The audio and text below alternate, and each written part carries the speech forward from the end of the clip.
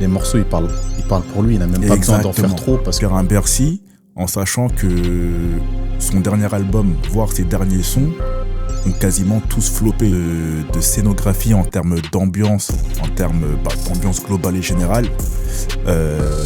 Caris a quand même mis le paquet. En termes d'album, honnêtement, lequel tu préfères entre les deux? Ce soir, on vous parle de Rof et Caris.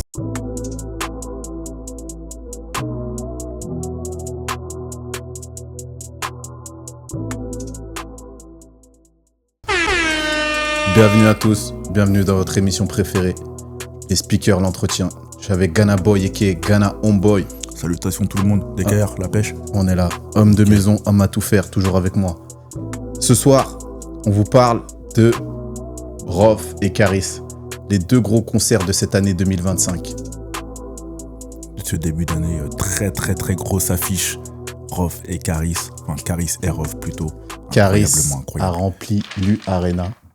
Plus de 40 000 personnes. 40 000 personnes, c'est quelque chose. Incroyablement incroyable. Et Rof a fait un Bercy pour la fierté des nôtres. Exactement, à peu près 20 000 personnes. Voilà, 20 000 personnes. Et du coup, on a oublié de préciser que Caris, c'était pour Or Noir. Les 10 ans d'Or Noir, ouais. Exactement. Ça, ouais, totalement. Donc, gros classique du rap français. Gros banger, des bangers. Donc, les deux là, ils ont fait leur concert pour deux albums qui ont marqué. Deux albums anniversaires. Voilà, deux albums anniversaires qui ont marqué le rap français. Ouais. Mais sincèrement, lequel a fait le meilleur concert? Alors, moi, je suis allé au concert de Caris. Ouais. Et du coup, j'ai eu des amis également qui ont fait les deux, qui ont fait Caris et Rof. Il est vrai qu'en termes de scénographie, en termes d'ambiance, en termes d'ambiance globale et générale, Caris a quand même mis le paquet. Hein. Vraiment, ouais. Tu vois. Il a assuré le show. Ah, totalement. T'en as eu pour ton argent? Ouais, mais total. Mais c'était incroyable, vraiment incroyable. Après, là, je me fie à ce qu'on dit, du coup, des potes à moi qui ont pu assister aux deux concerts. On va dire ce qui a pesé sur la balance pour Rof, c'est que forcément, la fierté des nôtres, on a baigné dedans, on a grandi dedans, tu vois. Classique. Donc, dès que les premières notes musicales, t'es là, t'es forcément en transe, tu vois. Ouais, donc, je pense que le fait d'écouter un album comme La fierté des nôtres, tu peux te permettre, on va dire, un peu de lésiner sur les moyens scéniques et tout, tu vois. En fait, je pense. Les morceaux, en fait, les morceaux, ils parlent pour lui. Il n'a même pas besoin d'en faire trop parce qu'en plus, ça nous ramène pour une grande partie des auditeurs à notre enfance. C'est un peu la Madeleine de Proust. C'est ça, c'est totalement ça. Du coup, il a juste à lancer les notes, à rester même s'il restait assis, il chanterait comme ça, on kifferait, tu vois. Exactement. Parce que c'est des big classiques de notre enfance. Et je pense que ça joue beaucoup. Exactement. Et du coup, le show de Caris, moi, j'ai kiffé. Même Caris sur scène. En vrai de vrai, tu vois ce que tu disais par rapport aux premières notes musicales, etc. En vrai, c'était idem pour le concert de Caris. Hein. Je vais pas te mentir, de la première à la dernière seconde, c'était incroyable. L'entrée sur la scène, lance-flamme. Ouais, mais Caris, lui, je pense que lui, il est plus obligé d'envoyer cette scénographie dans son show parce que ces musiques, c'est vraiment de la trappe pure qui te met en transe et ça rentre dans le. T'es obligé de te mettre en mode démon, en mode enfer. Donc il est obligé d'envoyer sur scène du lourd. En plus, c'est un peu dans son personnage, tu vois, d'être un peu, on va dire, le rappeur qui ambiance de par sa gestuelle, et également sa musique aussi, tu vois. Donc non, c'est vraiment banger. Banger. Et tu vois, j'ai regardé pas mal de vidéos du concert de Rof. Bon, après, j'y suis pas allé, donc j'ai pas pu le vivre. Donc, je vais parler avec un peu de légèreté. Mais si tu te bases sur les vidéos...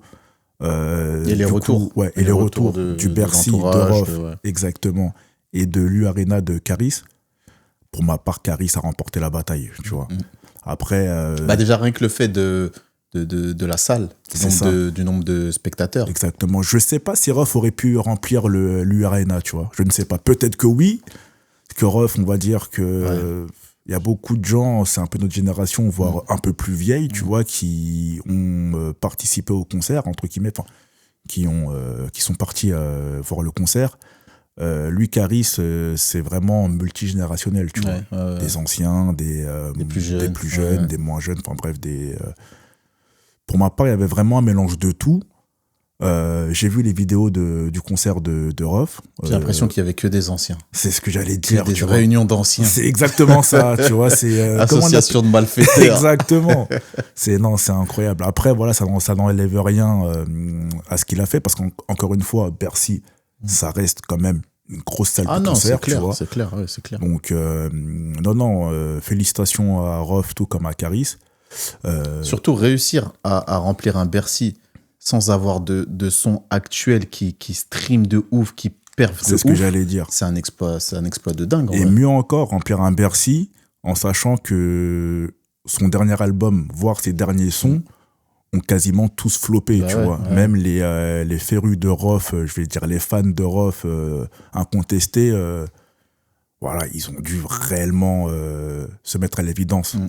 Après, les derniers sons de Rof, après, c'est pas trop la musique, c'est vrai que c'est subjectif, mais nous, on prend surtout l'aspect des chiffres. C'est du factuel. Bien sûr. Ces derniers albums, ils ont vraiment pas marché en termes de chiffres, en tout cas. Après, les gens qui aiment ou pas, c'est subjectif. Ça. Bien sûr. Donc, du coup, pour toi, Caris 2025, c'est lui qui a gagné le combat contre Rof en termes de concert. Large. Après, là, tu vois, je vais pas prendre ma vision des choses parce que j'ai vécu qu'un seul concert, mais je vais vraiment me baser sur les retours que j'ai eus des personnes qui ont fait les deux. Ouais. Rien à voir. Ouais, parce que c'est vrai qu'on connaît beaucoup de gens dans notre entourage qui ont fait les deux. Ouais. Et c'est vrai que au niveau de l'ambiance, c'est le concert de Caris qui ressort en premier. Mais c'est pas le même type de musique aussi. Mais justement, au niveau de l'émotion, de la nostalgie, c'est exactement le concert de Rof, il emporte en fait. C'est ça. Donc, c'est ça qui est un peu, qui est bien, tu vois. Comme ça, t'as deux aspects. Tu peux. Exactement. Tu peux t'identifier dans le mood que tu préfères. C'est ça. Tu t'y retrouves, que ce soit dans l'un ou dans l'autre. Mais après, je vais pas te mentir. Caris quand même. C'était quelque chose. En noir. Aïe. Non, je suis d'accord. Aïe. J'étais avec des potos qu'on connaît en commun. On s'est perdu 20 fois. Dans la fosse. Ouais. Incroyable. Ouais. Mais il y avait des pogos, il y avait des pogos incroyables. On a fait des cercles la taille d'un terrain de foot, frère. C'est n'importe quoi. Des mecs sous masque, cagoulés, fumigènes. Ouais. Et en termes d'invités, parce que Rof, il a eu pas mal d'invités quand même. Je crois que Caris, il n'a pas eu autant de... Alors, Caris, il a eu zéro invité. Voilà. Zéro invité, tu vois. C'est vraiment, même pas Calage Criminel qui est venu. Même pas. Voilà. Après, les deux rappeurs, apparemment, ils sont en froid aussi. Tu vois, donc ça pourrait... c'est des rumeurs. Voilà, c'est parce des que rumeurs. pareil, il sera en froid par rapport à l'album en commun qu'ils ont fait. Apparemment, SVR, c'est vraiment à prendre avec des précautions. C'est vrai, aucun d'eux n'a communiqué là-dessus. Mais apparemment, il sera en froid par rapport à l'album en commun qu'ils ont fait au niveau du partage peut-être des royalties. Et du coup, moi, c'est ce que je disais. Le seul bémol, si vraiment je veux chipoter sur le concert de Caris, c'est qu'il n'a invité personne, tu vois. Et nous, on espérait tous, je dis ça comme si... on aurait aimé avoir quelques artistes, peut-être pas une vingtaine, mais au moins quelques-uns, tu vois. Mais après, sincèrement, ça ne s'est pas fait ressentir. Parce que le mec, il était présent. Il était présent et même dans son show, il a mis. Exactement. Je crois, il y avait des stripteaseuses. Exactement. Il est arrivé dans la voiture, il me semble. T'as retenu les stripteaseuses, toi, hein? Son public, il aime ça, hein. C'est pas pour rien que t'es allé. Public, hein. C'est pas pour rien que t'es allé là-bas. Pour ça, moi.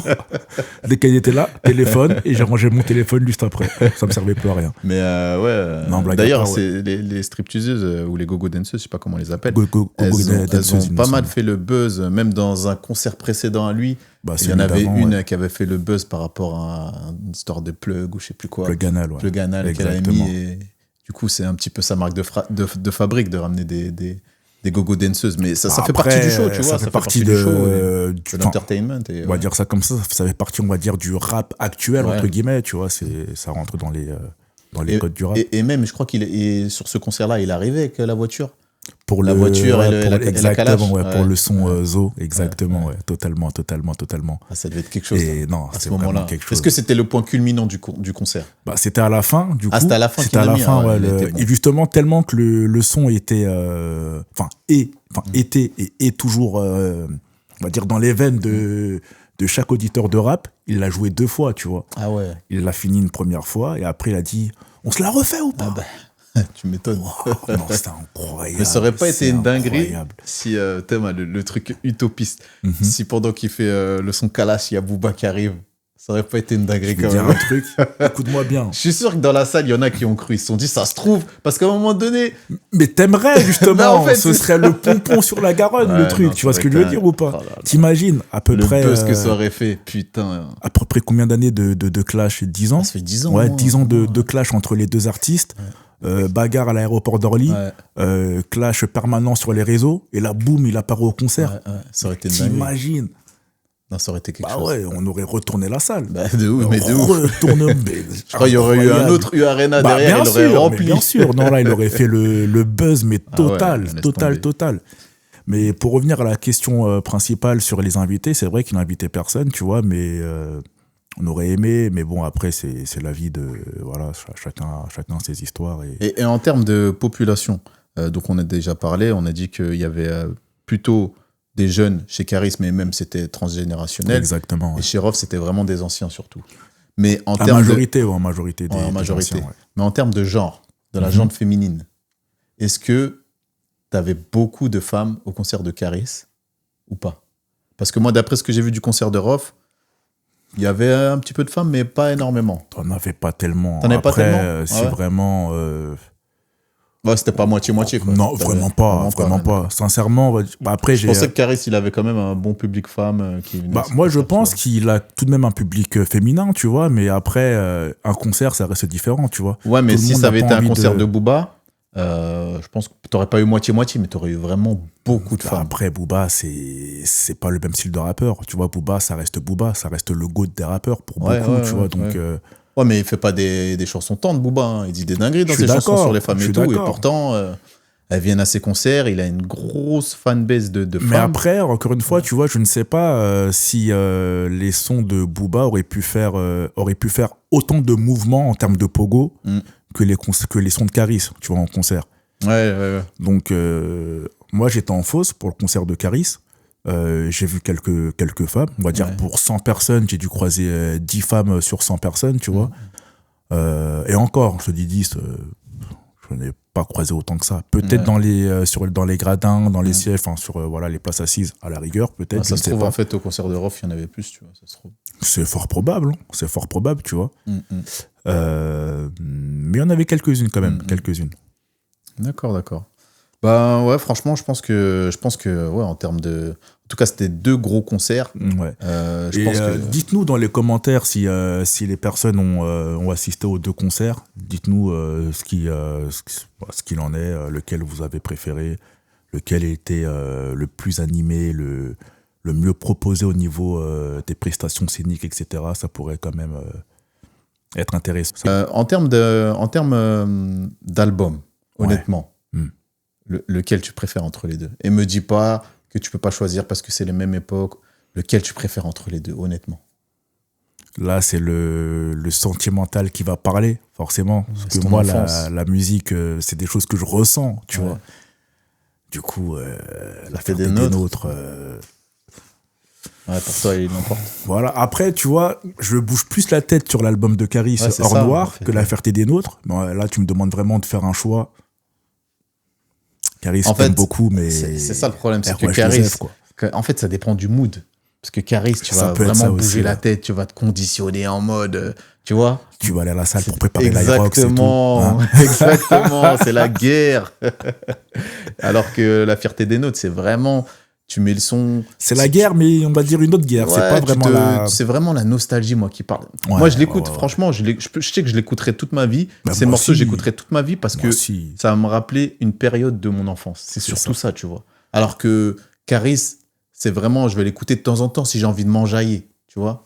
Non, Caris aussi, je pourrais l'écouter, peut-être pas toute ma vie, mais je pourrais l'écouter, on va dire. La Fierté des Nôtres, regarde, elle a 20 ans, je crois. Ouais. Elle a 20 ans. Est-ce que Caris Hors Noir, ça a 10 ans? 10 ans, ouais. Est-ce que dans 10 ans, t'écouteras encore Hors Noir? Tu vois, je suis pas sûr. Alors que là, ça fait déjà 20 ans La Fierté des Nôtres. Dans 10 ans, donc 30 ans, t'écouteras encore La Fierté des Nôtres. Parce que je pense que ça a marqué ton enfance. Et l'enfance, tu vois, l'adolescence et tout. On a grandi avec. On est trop ancré. C'est comme les sons de Booba, avec Lunatic. Oh là là, putain, mais frère, j'écoute encore ses sons actuellement. Moi, perso, les albums de Booba que j'écoute encore actuellement, enfin, l'album plutôt, c'est Westside. Ouais, carrément. Après, toute cette discographie, en vrai, elle est bonne. On va pas se mentir. Il y a quasiment que des classiques. Il y a que des classiques. Mais vraiment, les sons à l'ancienne. Après, c'est pas le même type de classique. Parce que moi, je disais justement au concert de Caris, il a fait que des bangers, quasiment que des classiques. Mais il est vrai que, pour ma part, un classique, enfin, qualifier un son de classique pour Caris ne sera pas forcément le même type de son ou la même qualification qu'un classique chez Rof, tu vois. Parce que Rof, lui, je pense qu'il y a aussi l'écriture dedans. Ouais, alors que Caris, lui, c'est vraiment l'enjaillement, c'est l'instru qui te frappe, tu vois, c'est un mood. Rof, il savait parler. Rof, il sait écrire quand même.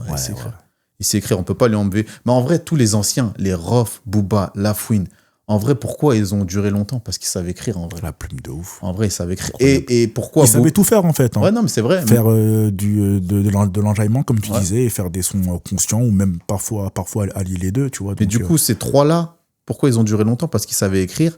Mais pourquoi Booba a duré plus longtemps que les deux autres? Il a su se mettre au goût du jour à chaque fois. Exactement, en termes de prod. Il était visionnaire, il savait ce qui allait marcher et tout. Donc, c'est vrai. Du coup, les trois, ils ont ce dénominateur commun, ils savent écrire. Et franchement, quand t'as une plume, tu vois, c'est quelque chose. Alors que les rappeurs de maintenant, t'en as plein qui pop, qui explosent, qui font des chiffres de ouf. Dans 10 ans, je suis sûr, on n'en entend plus parler. Tu vois. C'est délicat, c'est compliqué. Voilà, bon, en tout cas, bonne petite comparaison. Hein. Franchement, deux gros concerts. On a essayé. Faut rendre hommage aux deux mecs, c'est deux grands gars dans le rap français. Ils nous ont marqué, ils nous ont fait kiffer. Donc, gros big up à eux. Et voilà, on leur dit à bientôt. Tiki bra. Oh, clic. Allez, à bientôt sur l'entretien. C'est toujours fait par le peuple et pour le peuple.